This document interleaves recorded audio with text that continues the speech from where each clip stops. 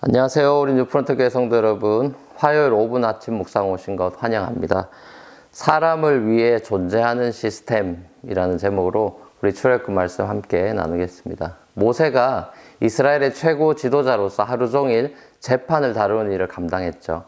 입법이라는 건 하나님의 법이 이미 세워져 있으니까 모세의 일은 아니지만 사법, 행정, 이건 모세가 도맡아야 되는 거죠.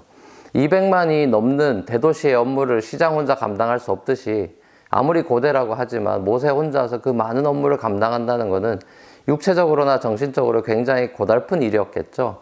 수백 명의 교회들도 교육자들이 여러 부서들을 나눠서 감당하는 마당에 200만이 넘는 사람들을 혼자서 감당한다는 건 사실 말이 안 되는 거죠.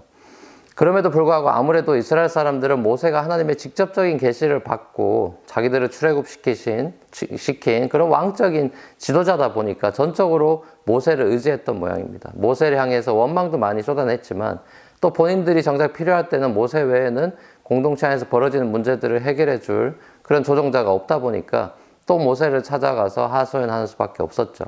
모세 입장에서는 어느 날은 잔뜩 욕먹다가 또 어느 날은 문제를 해결해 달라고 찾아온 사람들의 요구도 들어줘야 하는 참 지도자 노릇하기 쉽지 않은 그런 시간을 광야에서 보내야만 했던 거겠죠. 모세 장인이 들어가 모세가 하는 걸 가만히 옆에서 지켜보니까 이건 아니다 싶어서 리더십 조직과 역할 분배를 제안하죠. 모세는 탑 리더로서 하나님의 율법을 백성들에게 가르치는 일에 집중하고 백성 중에서 덕망 있는 사람들을 뽑아서 1000부장, 100부장, 50부장, 10부장 이렇게 세워서 재판하는 일을 맡겨라. 자, 이런 식으로 사역을 분담해서 롱런할 수 있는 서스테이너블한 그런 일종의 조직과 시스템을 갖추게 됐습니다. 자, 이런 모습을 보면 사람이 공동체로 살아갈 때 조직과 시스템이라는 게 필수 불가결하다 이런 생각을 하게 되죠. 국가적으로 본다면 그게 사회주의 시스템이든 민주주의 시스템이든 왕정 시스템이든 모세 시대처럼 신정정치 시스템이든지 간에 시스템이 반드시 있어야 하는 것이겠죠. 이들가 이 제시한 시스템은 그대로서는 상당히 현명한 제안이었을 것입니다.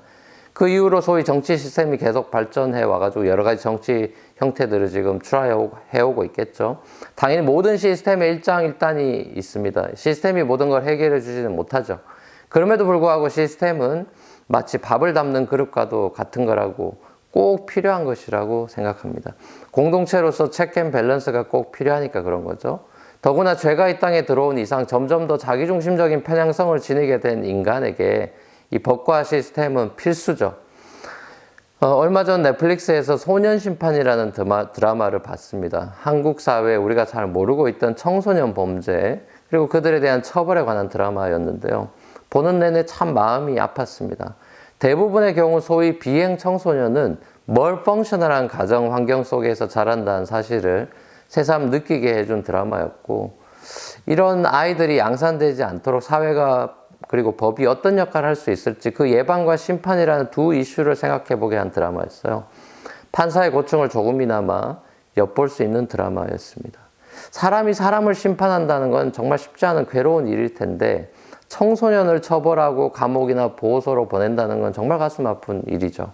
그럼에도 불구하고 이런 일들을 집행해야 되는 판사의 마음이 어떨까 싶었습니다.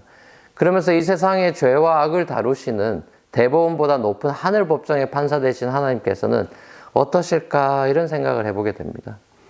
사랑하는 우리 뉴프런트 교회 성도 여러분, 결국 시스템도 사람을 위해 존재하는 거죠. 안식일이 사람을 위해 존재하는 거라고 예수님이 말씀하셨지 않습니까? 하나님은 우리의 웰빙을 위해서 구체적인 율법과 삶의 윤리들을 주셨습니다. 그런데 우리가 죄인이라서 그 말씀들을 잘 지키지 못하고 자꾸만 마음으로 행동으로 탈선을 하죠. 우리 스스로가 우리뿐만 아니라 또 이 사회의 불행을 야기시키죠. 그럼에도 불구하고 하나님은 우리가 받을 심판을 이미 예수님께 내리시고 우리의 죄를 용서해 주셨습니다. 이게 얼마나 큰 자비요 은혜입니까? 세상 법정에서는 찾아볼 수 없는 놀라운 솔로몬의 지혜보다 훨씬 더 지혜로운 하나님의 지혜죠.